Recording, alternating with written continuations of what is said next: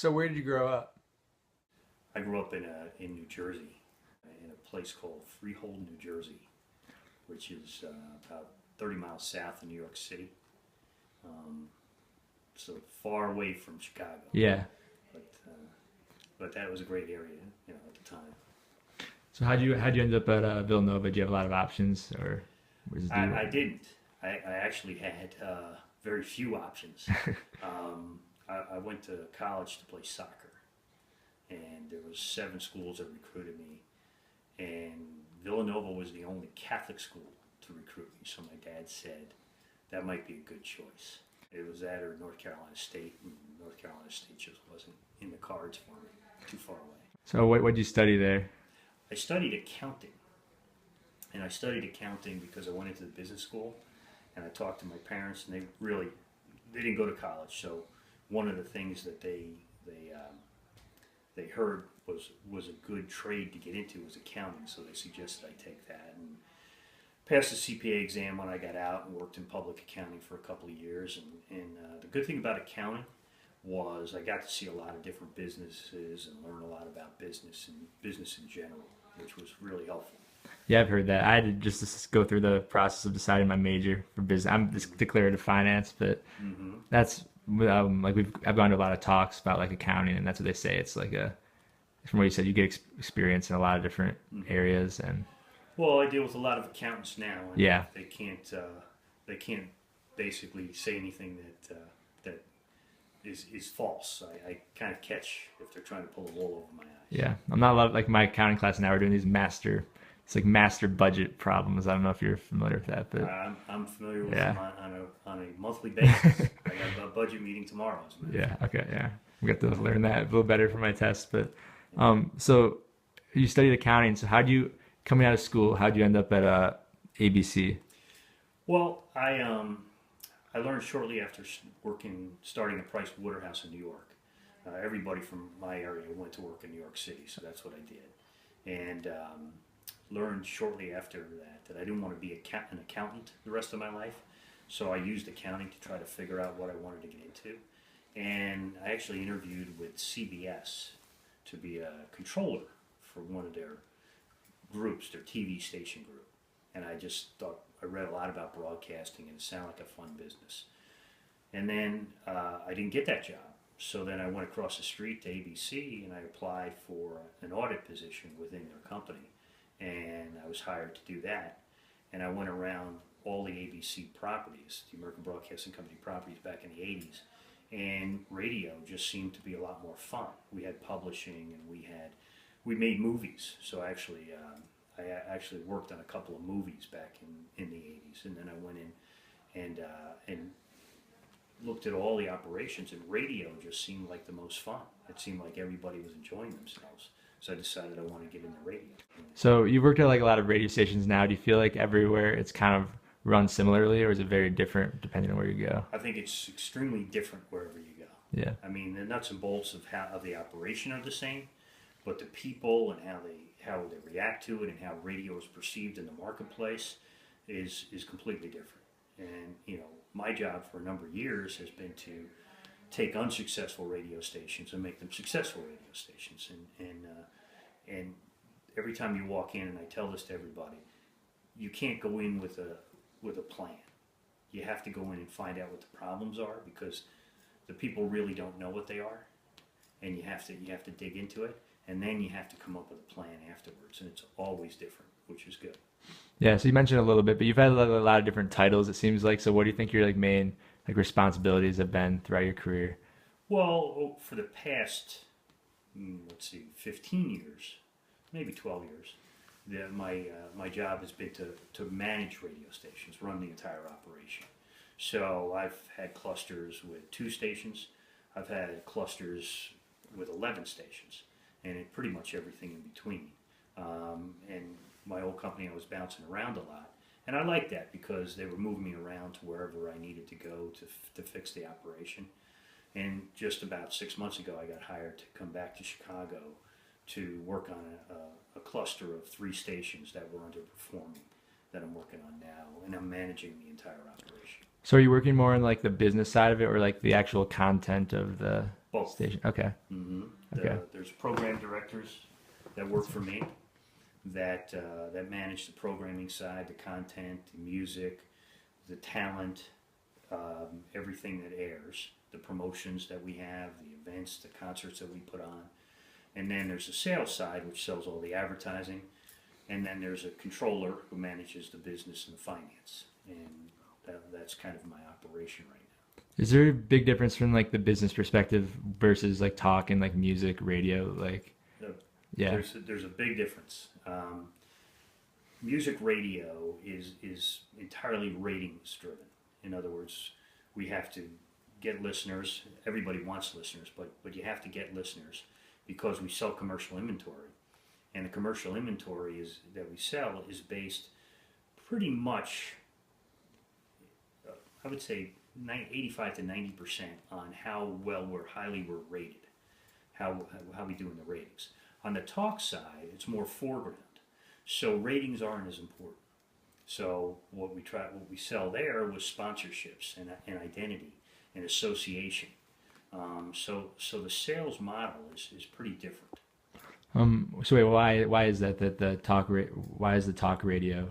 You sell the advertising like up front or is it? No, you sell it the same way. In other words, you sell it to advertisers or advertising agencies that want to be associated with your product.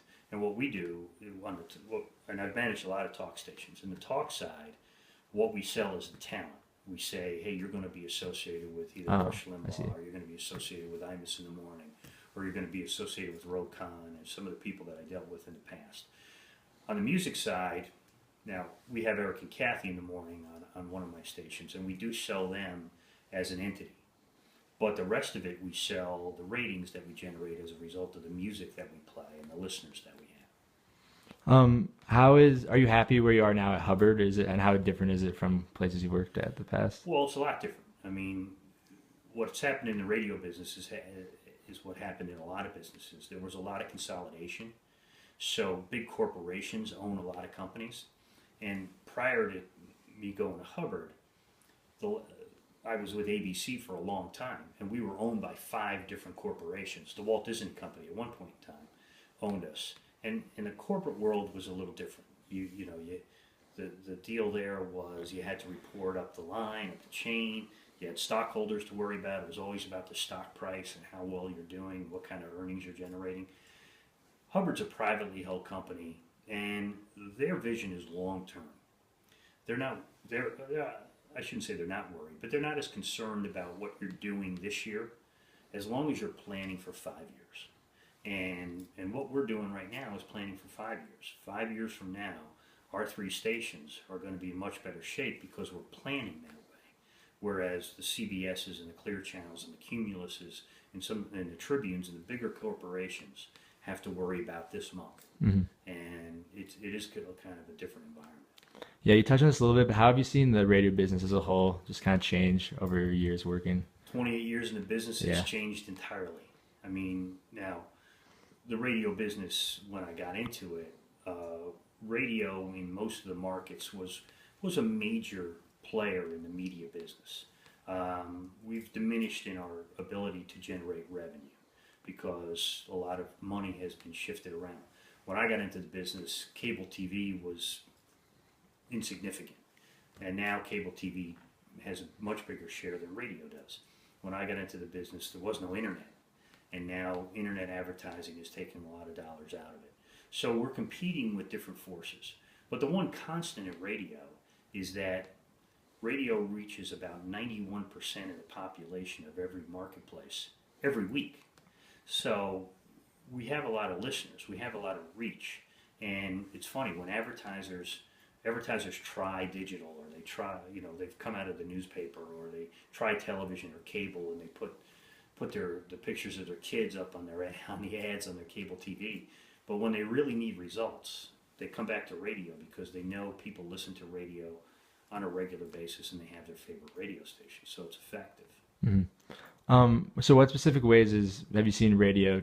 Is radio, do you feel like they're trying to adapt, or are they just kind of sticking with what they do best and just trusting that'll? they're trying to adapt.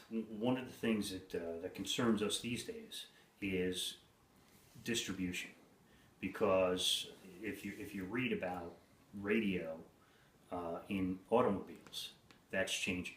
Everything's becoming computerized. So we have to figure out how to keep ourselves on the dashboard, because 70% of our listenership, or 60 to 70% of our listenership, is still in the car. So if we're not number one on the dashboard, then we have to do something.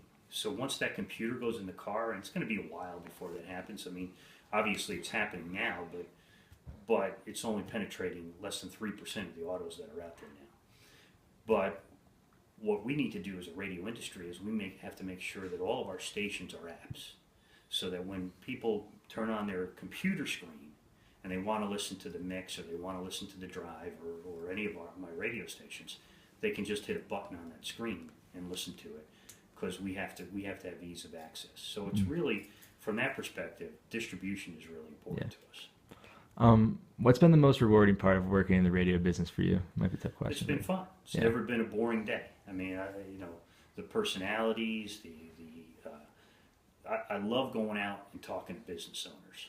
I love going out and meeting new clients, because everybody has a different problem. Everybody has a different issue. And we can solve that issue by just sitting down with them and finding out what they're trying to accomplish, and putting a plan together to reach the type of person that they want to reach with the proper message. So helping businesses grow is by far my favorite part of it. The personalities, and we have all kinds of famous people coming through the station all the time, and that's fun. After 20 some odd years, it's not as fun as it used to be for me, but it's still fun for the people that come on board, and it's enjoyable. So where do you see radio like 10 years from now, or where at least would you hope to see it? I think that within 5 years, 50% of radio listenership is going to be through the phone. Okay. People are going to be listening to us through an app. We're already streaming right now. 10% of our listenership is on the computer. So they're listening to us at work via their computer. So they're streaming it. So they don't have to get a radio signal. You can just listen to us. So we have listeners on our radio stations all over the country. I'm in California, New York, people that move out of Chicago and just want to listen to their local radio station. So that's a big advantage for us. The second, we're diversifying. So we're becoming more of a multimedia, multi-platform company. We can't get into the TV business, and I wouldn't want to be in the TV business. I certainly wouldn't want to be in the newspaper business. But what we do sell is we sell digital. So we go out and we sell digital ads that appear on Yahoo or appear on ESPN or Google, and we sell those ads as part of our packages. And the next big move for radio is to utilize our air talent and the 4 million weekly listeners that I have on my 3 stations, and utilize them to cross promote via all the internet websites that we possibly can. So you'll see an ad pop up with Eric and Kathy on Facebook, and you wouldn't see it. Yeah. But if you were a 40-year-old woman, you would see it, because that's who we're going to be targeting with those ads, not for our radio station, but for our advertisers. So you'll see a lot more cross-promoting with what we're doing moving forward. Yeah, in my class we had someone from. Have you heard of a Rivet Radio?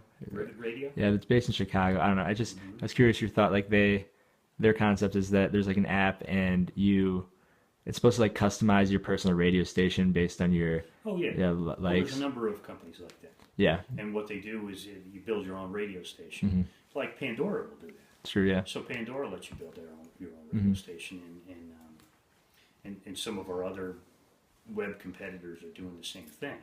But we'll eventually move into that too. Once we get to the point where 50% of our listenership is coming via the web or on your smartphone, we're going to have, instead of my 3 stations in Chicago, I'll have 9 stations in Chicago. And what we'll do is we'll allow people to customize their own station and build that. And then our advertisers will be able to buy ads on individual radio stations, as long as we're providing the apps. For someone that wants to get into the radio business, obviously you came in through accounting. Do you think there's a certain like academic preparation that would be best for that? Or well, there are some great sales and marketing courses, in colleges around. Certainly a sales and marketing background would be extremely helpful.